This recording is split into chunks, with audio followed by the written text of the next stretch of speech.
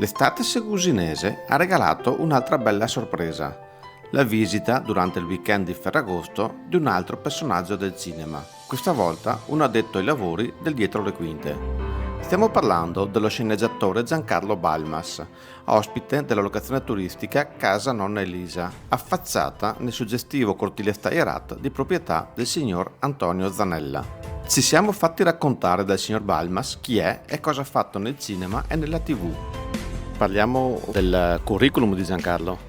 Il mio curriculum comincia molto lontano perché ho cominciato a lavorare a 18 anni, abbastanza casualmente perché poi avevo intenzione di fare quella carriera lì, il cinema, la televisione.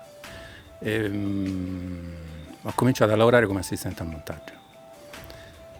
Poi dopo un po' di tempo mi sono accorto che stare in una stanza buia tutto il tempo non era per me e quindi ho cominciato a lavorare poi sui set, anche quello abbastanza avventurosamente.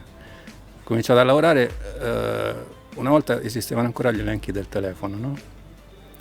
Adesso non ci sono più, però erano dei libroni belli alti e lì ho cominciato a sfogliare, ho cercato il nome di un regista che mi interessava, che si chiama Daniele Luchetti, l'ho chiamato, il numero era giusto, era proprio lui, e gli ho detto: so che cominci a fare un film, posso fare l'assistente sul tuo film?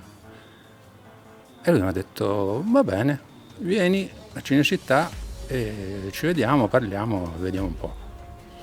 Sono andato lì e poi lui ha scoperto che c'era una strana coincidenza. Io da ragazzino abitavo in un quartiere che si chiama Casal Palocco, che è alla periferia di Roma, e abitavo nella casa che era dei suoi genitori, stavo in affitto lì. E quindi si è ricordato il mio nome, questa cosa si vede che l'ha in qualche modo così colpito e ha detto: va bene, vieni a fare il film. Chiaramente non pagato, da volontario, come si usa purtroppo spesso, e ho cominciato così. E poi da lì sono andato avanti, ho conosciuto altri registi, ho lavorato con Riccardo Milani, con Giacomo Ciaciapico, con Zanasi, ho fatto una piccola cosa per Nanni Moretti. E poi mi hanno offerto di lavorare in televisione come sceneggiatore e ho detto va bene, proviamo, e quindi ho cambiato ancora lavoro. Ho fatto parecchie cose, per la televisione ci ho lavorato per anni, ho fatto, non so se vi ricordate, la soap opera Vivere, Incantesimo, Distretto di Polizia, queste cose qua. Lo sceneggiatore è un lavoro dietro le quinte, però il cinema ha bisogno anche di chi stia dietro le quinte. Dietro le quinte sì, c'è un sacco di gente, molta di più di quella che sta davanti alla telecamera o alla cinepresa. In un mondo fatto di social, di TikTok, di Instagram, ai giovani che consiglio si sentirebbe di dare anche per avvicinarsi un po' al mondo del cinema? Avere tanta pazienza, impiegare molto tempo, non scoraggiarsi subito e essere molto determinati. E chiaramente bisogna stare nei posti dove il cinema si fa e che adesso è ancora Roma. Se magari si riesce a entrare come, non so, a lavorare in produzione per esempio, no? O a fare il runner. Il runner è quello che fa in pratica l'autista, quello che porta gli attori sul set o che va a prendere le cose che servono mentre si gira. Adesso io non sono molto addentro alla roba che gira su internet, però ci sono stati tanti che in qualche modo hanno autoprodotto delle cose, anche piccole, che poi hanno avuto una certa risonanza e che da lì hanno cominciato a andare in televisione o a fare dei film. Quindi, insomma, se uno ha qualche idea geniale da girarsi da solo, quella pure può essere una strada, una possibilità. Certo, bisogna cominciare con delle cose molto semplici, quindi poi lì tutto sta a azzeccare l'idea giusta.